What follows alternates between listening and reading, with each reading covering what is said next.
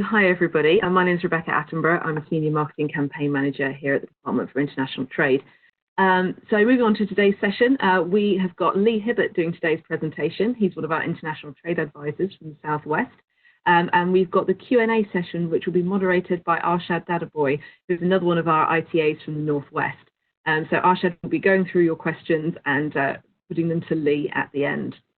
So without further ado, I will hand over to Lee to start today's presentation. Thank you. Good morning, everybody. I'm going to be talking about risk management when considering new markets, and with the current climate, what impact COVID-19 has had upon you, specifically at the SMEs looking to explore new markets in this current climate. I'm sure that a lot of you have had issues of sleeping at night with things that are going on and looking at the impact to your business. And what I'm going to try and do over the next 30 minutes is put everything that I've learned in the last 35 years into some sort of context and give you some ideas of what we're going to do.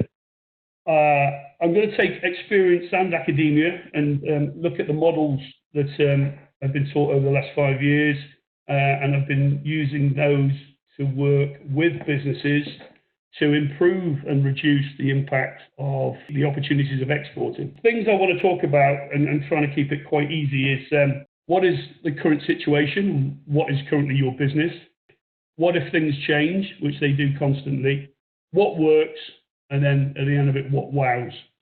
And putting that in a little bit more of a context, how are we going to manage risk to optimize your performance when looking to export, and how we're going to manage risk to deal with the disruptive events that are constantly occurring.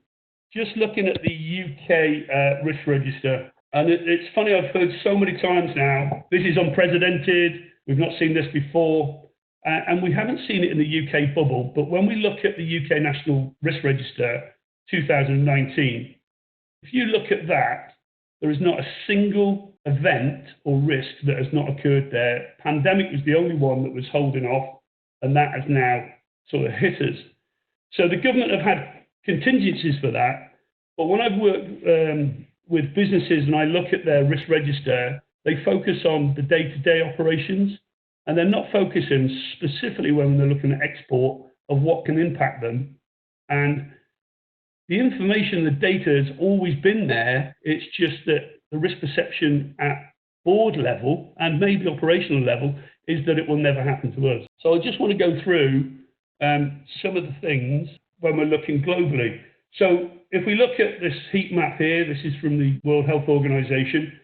And if you have a look at this map, there is not anywhere globally that has not had an impact through COVID. And we focus on COVID, but where are you going to operate there, and what are you going to change to support your customers in this environment? So what I'm looking at is how to help you risk manage and also how to increase your resilience. And we go into the what is stage. So know what has changed within your business, know your customers.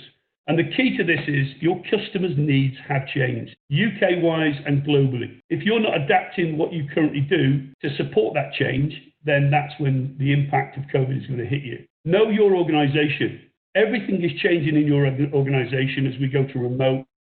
All the things that you've now put in place over the last 7 and 8 weeks, that is a part of your continuity plan. How many of you wrote a continuity plan, put it on the shelf, never tested it, and now are struggling those issues? There's some amazing innovation coming from businesses that have been adapting their products and services to service the customer's needs.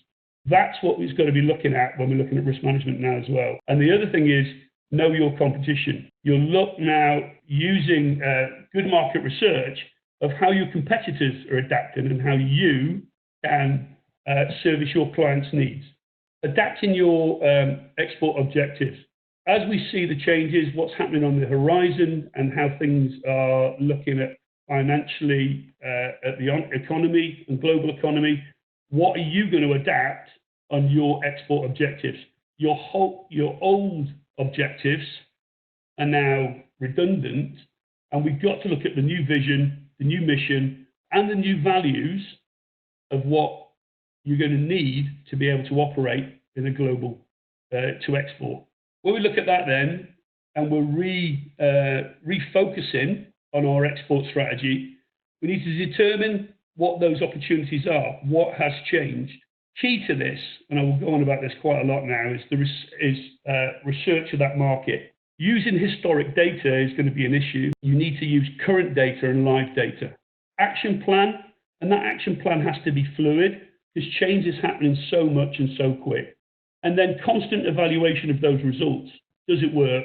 If it doesn't, why doesn't it? Those people that adapt and change, adapt to the changes quicker, will have a far better customer-focused value proposition.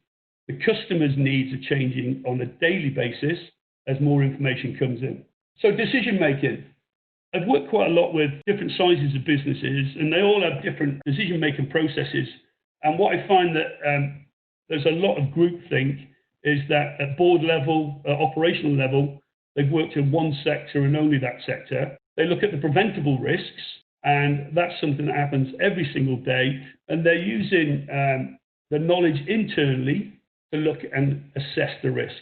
Then when we look at strategic risk, and that strategic risk, which is the CAP 2 risk, and this is through Kaplan's risk management framework. And Kaplan is saying that we should reduce the probability of any impact on the business. And the way we're going to do that is good intelligence, good market research. Increase the knowledge, because knowledge dispels fear. That knowledge that you have will give you far better decision making, but that knowledge is no good if it's last year's and last month's. It needs to be today's. And then CAP 3 is the external events that were on that risk register, those things that you have absolutely no control of that are going to impact on your business.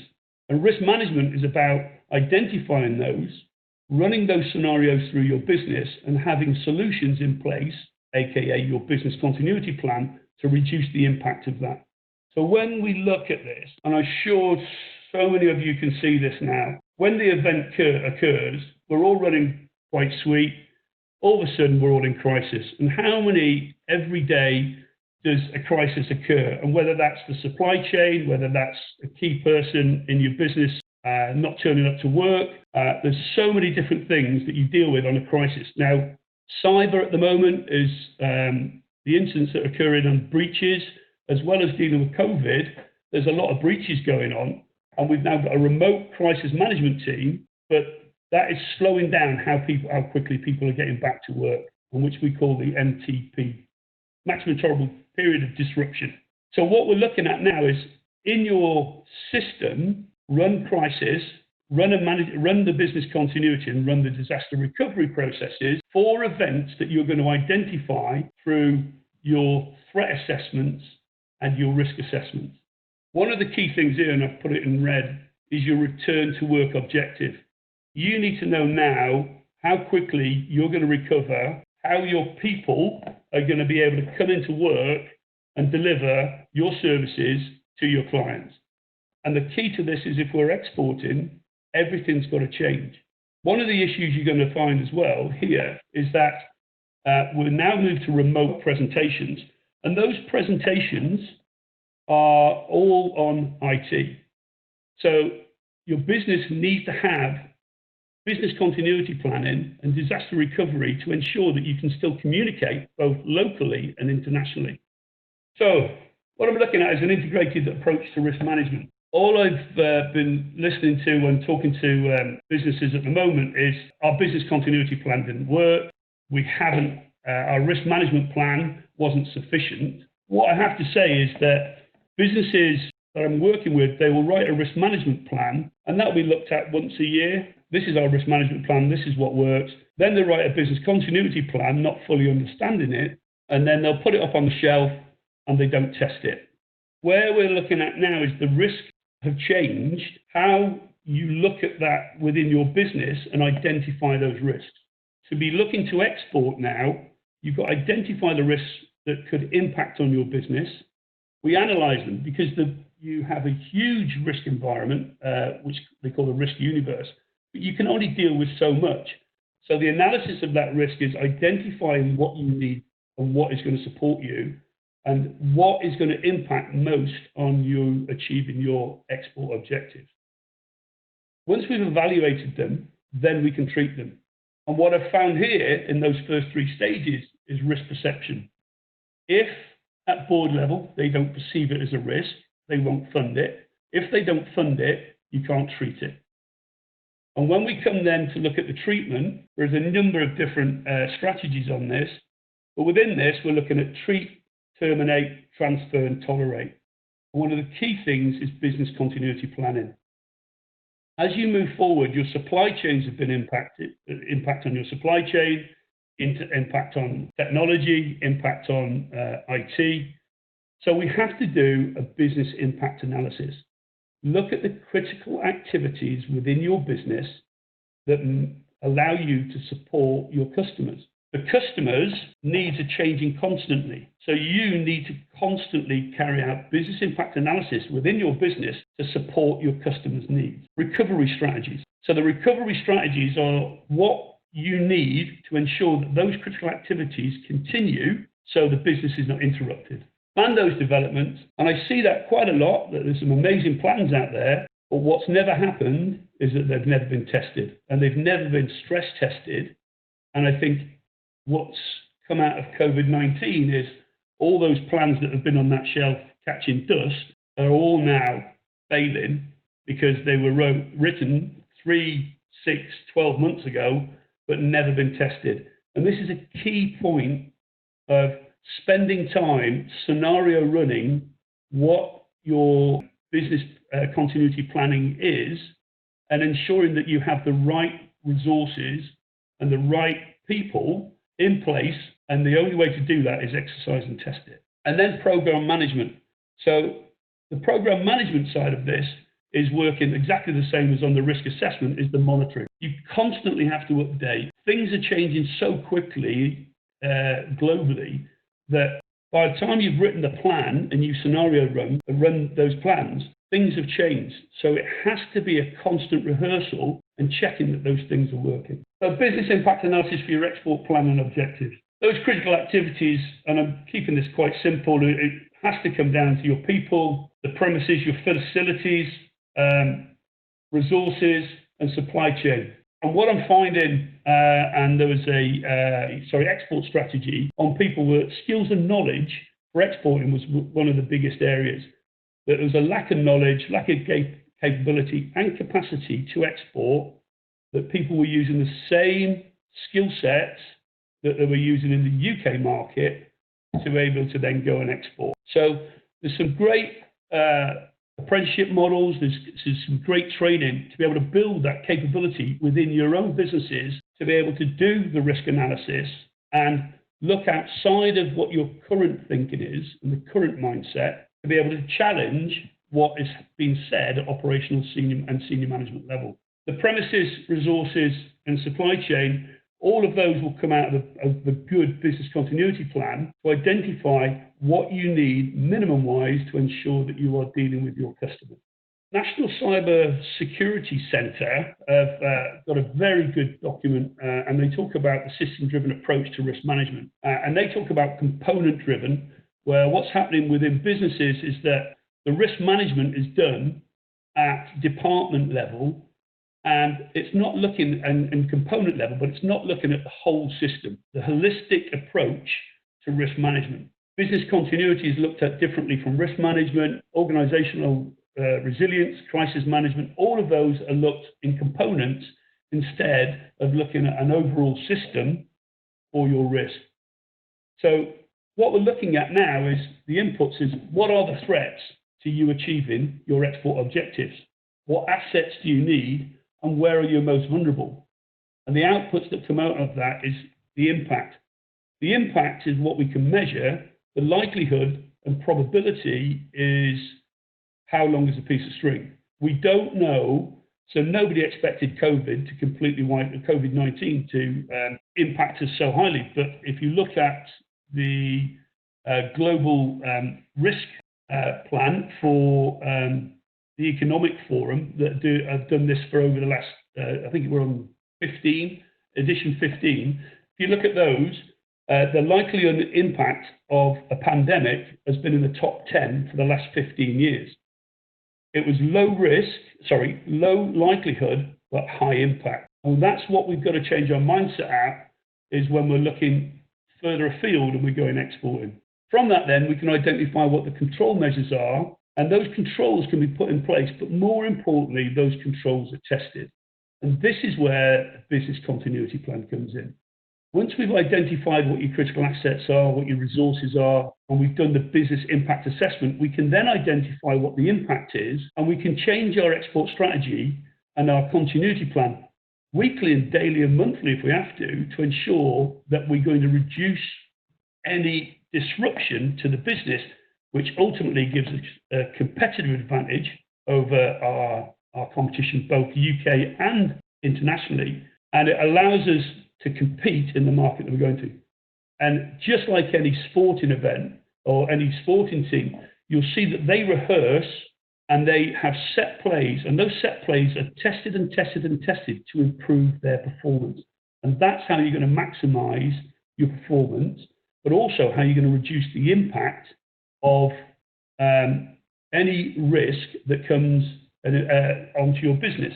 Those skill sets have to be set, and they have to be challenged, and they have to be tested within your business. What you'll have seen over COVID is that it took so long to get the team together, to get them playing, to get them starting to performing, when they could have all been ready and quick as heck been able to go because it had already been tested. So what we're looking at, so we're doing threat identification.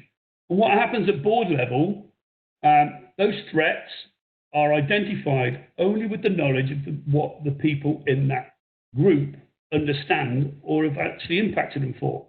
Even though all the data's there telling them that things are coming. So I'll go to COVID-19 again. We saw back in December that things were happening globally, but it took us a while to really appreciate that that could impact us. So it went to Italy, then it came across Europe, and then it came over to the UK.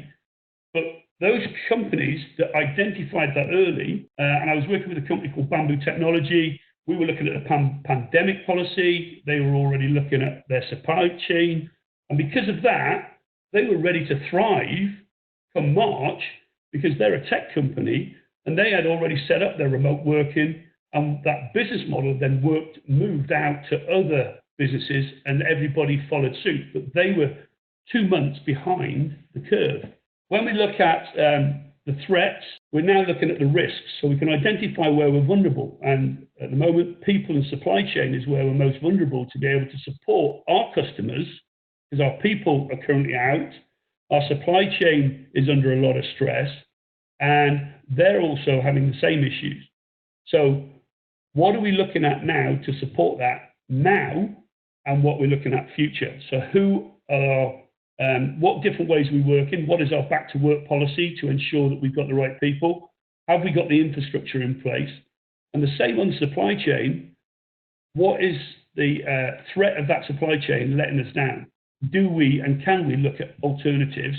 And we should be doing due diligence on those. Because the impact that comes out, we're looking at the impacts on the right-hand side. Those impacts are fiscal to us. We need to understand what they're going to do and what we're going to prioritize. And I'm going to come down to where compliance and your governance and the changes in that. Compliance, risk, and governance, it's changing so quickly, both in the UK and in the international markets and countries that you're looking at, that you need to understand that whatever you do now could impact, and there could be financial penalties and potential lawsuits because of failing to identify those risks, and more importantly, having solutions in place to reduce the risk of those. So how do we do that? Again, when I'm working with businesses, they're very insular and siloed when they're looking at the collection of the data. They're using questionnaires, workshops, interviews, and maybe the odd suppliers audits, and they're on current suppliers. That data is quite singular. And again, this is looking through the lens of cyber security, is that what we need is greater input from data, more people giving us more information. And the use of technology and big data, AI and ML, machine learning, that data can tell us what's happening in a live scenario. That data gives us far better decision making and looking at how our critical business functions are working a lot better from historic data that we could be getting 3 weeks, 3 months, or 3 years behind, and we're still making our decisions on that. Market analysis. The market analysis has to be constant. It has to be live. As soon as that data, as soon as you're making your decision, the data is changing, and you have to be agile and fluid. Supply chain due diligence. So the supply chain due diligence is critical, A, to keep you out of trouble, B, to ensure that that supply chain is working correctly, and looking at the vulnerabilities of that supply chain to be able to move to another one should you need to. And never have a single source. If you're having a single source, that is going to cause you issues. And when we look at, I was working with a lot of businesses to get them to look outside of Europe for their supply chain, to look at the continents. And where I was getting the barriers and the challenges there was corruption, anti-bribery, bribery, and all the issues that came out of working in different continents that they hadn't. And that risk perception is because they'd never tried it before and they hadn't got contingency plans in place to be able to support them. And what I found out of all of that is that very few had an export risk management plan. They would talk about risk, but they never planned and they never sat down as a group and looked at how the risk would hit their objectives. And the market export. So the export they were looking at, the markets they were looking at, the moment they looked to go into that, it was taking 3 to 6 months to get into and embedded in that country. By the time they got 3 to 6 months in there, it had already changed. The environment had changed, the governance had changed, the tariffs had changed, the barriers to operating in there all changed, and we've seen that so much as we've gone through Brexit. The free trade agreements are now starting to come in place. Tariffs are now starting to drop, giving us better competitive advantage. So how do we now utilize that to give us greater opportunity going into the markets we're looking at? And what I've also found on the risk management plan, at board level, all I'm hearing is I want a one-pager. And at board level, because of time, what they want is a strategic overview. What's that proven on that strategic overview is that there is only little knowledge of what's actually happening. Operationally, they don't know the detail, they don't know the cost, and they don't understand the risk, therefore they won't invest in the risk. So whoever in your business is presenting at that level has to give the level of detail for them to understand that investment is needed on the risk management plan. One of the greatest threats I find when we're looking at risk management is the biases that I find and the risk perception. Everybody is so busy about the bottom line. Everybody's looking at what's coming down the street and not what's coming over the hill. And those high impact, low probability risks are often filtered out at board level because of the biases in groupthink. And that's also looking at your products. That's looking at the services that you're offering. Once you all get together, you're all saying that is the thing that is going to go forward. That is the product that the customer needs, not what's actually happening because the customer's needs has already changed. And the risk of the low probabilities is never looked at or financed or tested. And I'll go again into cybersecurity or when we're going into export. There is not a single business at the moment that I've worked with, once I've been looking at them and their export risk, has done a data impact assessment. It's a legal requirement under GDPR, but they don't look because they don't understand it. So it's changing that mindset and having somebody in the business to change that mindset. As you can see through all that, the groupthink will, if at groupthink and at board level, they don't see it as a risk because their personal risk perception or the data that's been supplied or the information that they're given is not there, then they'll just push over it and they won't invest in it. And if they don't invest in it, then that's when the issues come, because when it does come through, you're disrupted. And the big picture is not seen at operational level because they're looking at the low level targets. Again, I come back to this, it is time, it is money, but prevention is far cheaper than cure. What I found while working as an ITA is that everything's looked at in a silo sort of way within the business. There is plenty of information and intelligence out there to be able to tap into. I'm just going to go through now some of the things that I found that are supporting businesses to assist them, both financially and through knowledge and free data collection, to be able to create a far better export risk management system. If you go into the guidance, the FCO and DIT, type in business risk, everything you need and updated on a regular basis is what is happening in those countries that you're looking to export. The knowledge and the data is supported, which will support your business plan, your export plan, and use that to go into countries that are high risk, but also are going to be required for you to maintain your supply chain or move out of your current comfort zone when you're looking to export. And one of the things I like to use quite a lot is the corruption index here, and I use the heat map for businesses just to visually see where they're going into, and there's an index on the left and right. And if we go from left to right and the color coded, this is very similar. It's a quick indicator to say you need to up your risk management when you're going into these countries. Yeah, your game needs to, and scenarios need to be different from what you'd operate on the left-hand side to what you're operating on the right-hand side.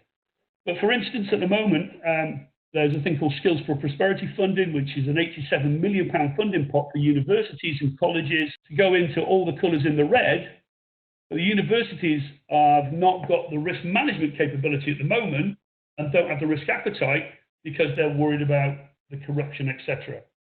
So the government has set up the Business Integrity Initiative. And this is a free-funded consultancy approach to come in with working with businesses. And I've done this now with 3 or 4 businesses, Bamboo, Rawlag, Simply PPE. All these businesses have accepted it, come in.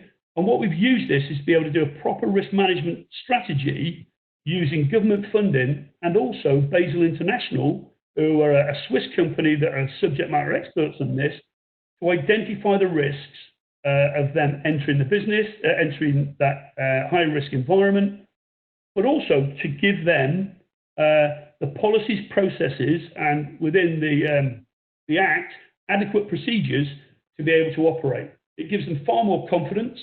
Policies are worked, and then also scenario run as they go into different countries.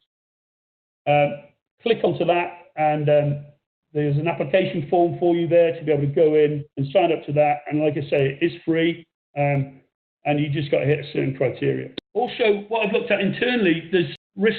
People don't understand risk within the business, especially in the SME. They think they understand it. They don't have anybody inside that really challenges the risk or the mindsets of senior boards or the directors, etc. So there's an opportunity here to be able to use if you're not paying levy, there's opportunity to get 95% of your funding paying to get and develop your own capability through apprenticeships. So that £9,000 course would cost you £450 to develop your own risk capability within your business. And these are operating now. Any college, university. Again, when we're looking at cyber security, everything you need is on the National Cyber Security Centre. They've now partnered with ISME, who are the sole cyber essentials company. Finally is the UKEF. They are giving you export capital schemes, export insurance policies, direct lending facilities. Speak to those because they will reduce the risk and give you solutions or point you in the right solutions to reduce the risk on your non-payments and capital requirements to give you the risk appetite to export. At the end of this, all I can say is within the businesses I've worked with, the perception of risk is internal, and they only look internal at what the risks they know. The opportunities to get your own risk analyst now is there, £450. Build your own capability, especially if you're looking to export. And coming to the end of that, I hope that was worthwhile. And I now will hand you back over to Arshad to ask questions and answers. Thank you very much. Well, thank you, Lee, for an interesting seminar on risk management in the context of exporting. We do have some questions. I'll kick off straight away. The first question is, how do you evaluate risk and mitigate it proactively when a small organization is trying to diversify into a new market or a different market? What are the areas or points to bear in mind, apart from the obvious one of financial strength of a potential partner? I think horizon scanning. Horizon scanning is critical. The risk and the environments that you're working in changes constantly. You need somebody. What happens at work is you're all looking operational, it's day-to-day stuff. You need somebody in that business to look ahead, see what's coming, see that risk, analyze that risk. Is it going to impact your business? And then have solutions in place. So supply chain is a classic. Things that we learned. So SARS in 2003. So everything that we're doing now, SARS, we've learned so much from SARS 2003 and the impact on the supply chain, specifically in China. Use that data to then assist you now to identify the risks that are going to impact on you. Don't look at your own personal knowledge, look outside of what's currently being said. Okay, thanks for that, Lee. Another one that's just come in. How does a company increase its resilience? Increasing your resilience is all about anticipating and preparing what's coming. Change is constant, we know. Change will impact on you. And it's those businesses that identify the change early. That's changing the customer's needs, changing your supply chain, changing governance, changing tariffs. We've got massive change coming on in January the 21st. Everything has been, you're being told that the tariffs are changing, the opportunities are changing. So look at that and embed that into your risk management program now. And that's how you will increase your resilience, but respond agile, respond and react and adapt as quick as possible. That's what gives you the competitive advantage. Thank you, Lee. Another question that's come in, Lee. Who is in best position to carry out risk assessment in my company? So I'll go back to that first slide when we looked at Cat 1 risk, Cat 2 risk, and Cat 3. So Cat 1 is the preventable one. So that's your compliance, head of compliance, whoever that is. They look at what's happening on your day-to-day basis. Strategic risk, that is the board, because you're looking at strategic risk, and that's having somebody within that board to challenge what's been said. And there's a thing that the MOD do, which is really well, called red teaming, and they identified this. And red teaming is about having people in there to challenge the mindset and the biases that come out. And finally is the Cat 3, which is the external risk. And that is just looking at everything in your business that can be impacted by that national risk register. Yeah, and that takes the whole business. That's not just siloed. Everybody needs to understand that. Yeah, and they have their input because it needs it at strategic, operational, tactical level. How can I reduce the impact of disruption to my supply chain? Due diligence. Do due diligence on your supply chain.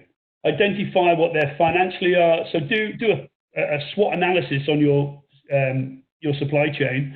Identify them, but make it live. There's a great company I'm sort of working with at the moment called Synologic, and they can identify and do live data feed through AI and ML that will tell me everything that's happening on that company that is my supplier, and that will then tell me whether there's a threat or they're vulnerable to my business. So data, looking at them constantly. Does risk analysis work with the food and agriculture sector in countries like Jamaica and Nigeria for an SME, for example? Absolutely, 100%. So I do some lecturing and done quite a bit of the Royal Agricultural University. And one of the things that I've been working with them is looking at the risk analysis of the export, the international markets they're moving to, and understanding and looking at their risk register. Go into that country, look at their risk register, look at what's occurring there. You need somebody specifically to identify that, because that will then give you good decision making when you're writing your export plan. Somebody's going to challenge your ideas. Okay. I'm not sure if you can answer this one, Lee, but let's give it a shot. It's about the risk apprenticeship program. Can the role be wider than just pure risk assessment, i.e., for example, identifying and assessing partners? And also, if the questioner understood it correctly, there's 95% funding. And how long does that last for? So just on that, again, I use Bamboo Technology as a good. They brought in somebody on a degree cyber security through the local college, Gloucestershire College, and with that individual is actually an engineer. Yeah, they're doing everything else outside, but what you've now got is a subject matter expert as a risk analysis and a technologist in that area. They're still doing all the other job. You just get upskilling them to that area. And then they've taken on another one that's going to look at a different bit. But what you're building is that capability. Now, that degree is £27,000 over 4 years, but they're paying 95, they're only paying 5% of that. And that's building their capability to be able to identify the risks and also provide that service then to their customers. So if you go to the Institute of Apprenticeships, it will show you, and the funding pot is as long as the apprenticeship runs, which can be from 12 months to 4 years. Another question that's coming is touching on cyber security, Lee. Yeah. Is there other support provided by the government to those SMEs who have not developed its capabilities during this sort of challenging time? Absolutely. So if you go onto the National Cyber Security website, look at that, every single thing, small businesses, the specific to small businesses, medium-sized businesses, large businesses, international. The first step for you, which is basically a risk identification, is doing your cyber essentials. It's £300 plus VAT. You do 10 words, 10 questions. It'll give you a little idea of what's happening in your business. ISME are now running those, and they've got certification bodies all around the country. Go onto the ISME site, have a look at that, and that they will then start you off on that process and that capability. China seems to be coming up a lot in our on the headlines, in discussions, the supply chain and other areas. In terms of a strategic discussion, is there a particular risk management strategy with reference to China? Well, again, we can look at the history. Are we talking COVID, or are we talking in general? Just general. Well, general, it's a supply chain, isn't it? That's what you've got to look at. And if you put all your eggs in one basket, is that going to be an issue? So as we look outside of this, what we're trying to do is ensure that our supply chain is never affected by one thing. So the first place that got hit was by COVID-19, was that impacted on everything else. So then people started looking at Turkey, Europe, and they've already been there, always been there, but they're a second alternative. What should have happened on your business continuity plan is that you should have already had that communication with Turkey, understood everything there, and whichever other country supplies what you need. You don't just have one supplier. When we looked at you showed us a very interesting map about the corruption index. Which countries are making significant moves, either up or down? So that data won't happen, but what we do know is when there is financial crisis, the economy in whatever country has been interrupted, the crime then takes over. So people are going to take more risk and look for more. The corruption will evolve a lot more within the countries. Cybercrime has gone up by, I think, 70% through COVID, because we're a lot more vulnerable. So I can't say exactly what's happening in that, but what you've got to be more aware of is that you are still under UK legislation, that you still have to follow those acts for any country you're going into. And I can't, the BII, the Business Integrity Initiative, is a brilliant opportunity to do that. Is have a look at your processes and policies to go into any country and give you the risk appetite to go into those countries. Is it beneficial to have someone externally, a fresh pair of eyes, to come and take to carry out the risk analysis, the audit, and the review for the company, or some internally? 100%. I talk about the cognitive bias and the group think. Everybody accepts it. Nobody wants to step out. So the good role of an ITA is to challenge the an export plan. I go in and sit down where that looks all pretty, but let's run through a few scenarios. There's some opportunities there that have come up, and Business West, they have a funding pot for non-executives. So you can bring in a non-exec who is part of the board who challenges what's being said. And like I say, the MOD, just type in red team in MOD. There's a brilliant document on that where the MOD brought this in 15 years ago. The US use it quite a lot now, called red teaming, which is you bring in people to challenge what's being done. And that makes it you far more resilient because the scenarios are being run and everybody's not agreeing with you.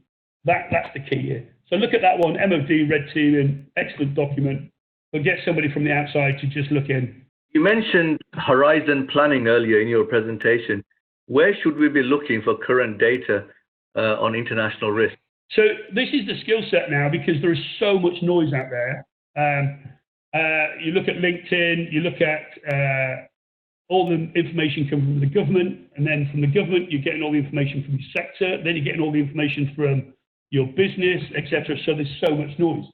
Horizon scan is about being able to cut through that, identify, so you know, if you know what your critical activities are, what you're looking at is what data is out there to tell me is going to impact on my critical activities. Yeah. And if I'm looking to export in that country, that country's the threats in that country are changing on a daily basis. And there's a number of platforms that are out there, some really good initiatives to be able for you to tap into that using big data to give you live, updated feed of what's happening in that country or that business sector. Cut through the noise. If there's an SME looking to export a particular commodity to a country overseas, where can they find out more about the risks and the challenges? I know the DIT country profiles are quite substantial in the information and the links they contain. Are there any other tips that you have? So it's a bit like going on holiday, isn't it? The first thing you do is you check out the weather, then you go into the FCO, or you should go into the FCO and find out what's happened in that country, etc. So you'll do your own internal review, yeah, and that's your SWOT analysis on that. Then you'll look at the PESTEL analysis, looking outside of that. The data you collect from that can be from any system, but you can pay people and good market research companies, Business West and other areas. They all have their own market research facilities that will give you up-to-date information. The other thing is you can set up Google Alerts and all these other things that will ping for the country and the sector you're working in, and it will tell you what's happening on that day. And you can do that also for your suppliers. Ping on those, see what's happening on that supply chain. So that's where you want the good risk analyst in, either inside or outside outsourcing. Do you have any top tips for companies that get some sort of take-home tips? What I find is it's experience. Every business, especially from micro and small, moving up to medium, what they do is they work off what they know, and you set yourselves up from who you know. It's bringing other people in from different sectors, who've had that international, who've been on the ground, use that experience to challenge what you're doing. I think Federation of Small Businesses, if you look at that, when I did my master's, the paper there was 51% of small businesses fail in the first 5 years. And that's because they're siloed and they're not looking outside. So that's where DIT comes in. You've got those experts to come in, sit down and talk to you about and challenge what your thoughts are. And you've got to get your core business strong before you can start leaping onto the next horizon and going into the next country. That'll be my best advice. That's quite useful. How do you factor in or gain awareness of the possibility of government implementing protect to ring-fence an industry within their country? What, so protectionism? Yes. Yeah, well, I mean, that's where the free trade agreements that the government are working with are really well. So the US trade agreement, the Australian, Japanese, etc. And if you go onto DIT again, it'll tell you what countries the government have actually created these free trade agreements with that reduce the impact of that protectionism and their good relationships. So again, it's about market research. It's about understanding that country, but also don't look at what's happening today. Look at the politics that are happening within that country that may change. So I did a couple of sort of opportunity. I had a couple of opportunities in Libya. We invested a hell of a lot of money in that. In the middle of it, everything changed. We lost about £180,000. We didn't see it coming, but it was high risk, high return. Yeah, that's the old classic theory of risk and return, where the stakes are high, there's more to lose, but the returns are obviously phenomenal if it works. Absolutely. I set up a business in Dubai. It was a training company, consultancy company, and then I found out there was 990 businesses exactly the same in Dubai. I went to Tripoli, there was 2. I ended up in Juba, South Sudan, there was 1. It was me. So happy days. But what I'd done is risk manage those. I'd seen that the funding was coming from, every contract was government funded, either US, UK. The support from DIT, then it was UK TI, was excellent because it got me in there, it allowed me to assess my risk. And also then when deals came in, UKEF then assisted us in getting those letters of intent and everything we needed, letters of credit. So it does work. It is paperwork, a lot of paperwork, but if you plan and prepare all of that already, there's a great opportunity. And that's for micro to small to medium businesses as well. If someone wants to find out more about the corruption index, where can they go? So first thing is just type in Business Integrity Initiative, type in business risk. So DIT and DFID both have some really good points there. But just typing in anything anti-corruption, you'll find a lot of websites there that will give you information, some really good models, risk management models. Just remember though, UK, you are operating off the UK legislation, but as soon as you step into that country and you're contracted by a US company or whatever, you're also picking up their anti-bribery acts and can be, their regulators will look at you. So make sure that you're not just looking at your own country governance, look at the countries that you're in. How does corporate social responsibility play in terms of a part in the risk management strategy? It's critical because risk management is about ensuring that you are socially responsible. When you're looking, it's a part within your, when you're looking at, you're identifying the risk.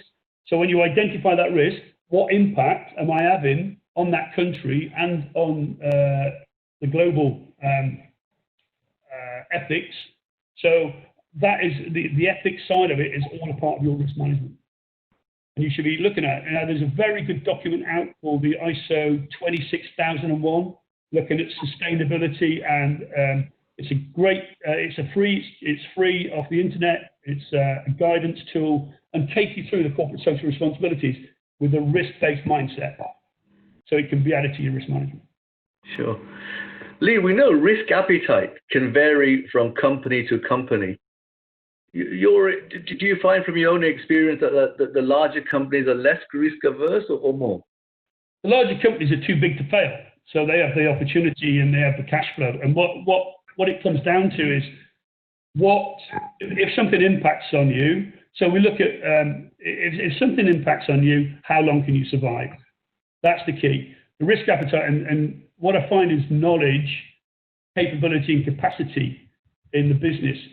You can have a better risk appetite if you've got people that know about it. When I go into small businesses and micro businesses and saying, well, there's opportunity here, they haven't got the risk appetite because they haven't got the cash flow and they haven't got the capability. Well, 2 minutes to go. A last question, I think, here before we go over to Rebecca for a wrap-up. A word on sanctions. Where is the best place in terms of to get up-to-date information? So again, that's DIT, FCO. So the sanctions, you can speak to ITAs. They can put you into the areas, especially on what documentation's changing, what sanctions are changing, and they're fluid at the moment. And as we've seen in a number of situations where people are halfway through contracts, they've failed to see what's coming on the horizon, reference those sanctions, and have lost quite a bit of money. So the sanctions, again, is just data analysis. Go to the government first, have a look at what they're saying, and then have a look at the government that you're going to, and their data's on there telling you what's coming. And that's just horizon scanning again, getting all that information in to make decisions. Perfect. Rebecca, I'll bring Rebecca in now, if I may. Rebecca, to wrap up, you have 30 seconds. Lee, thank you so much for a brilliant presentation. There was a lot of detail and a lot of information in there, so I'm sure everyone found it really valuable. So thank you, everybody, for your time, and thank you so much to Lee and Arshad.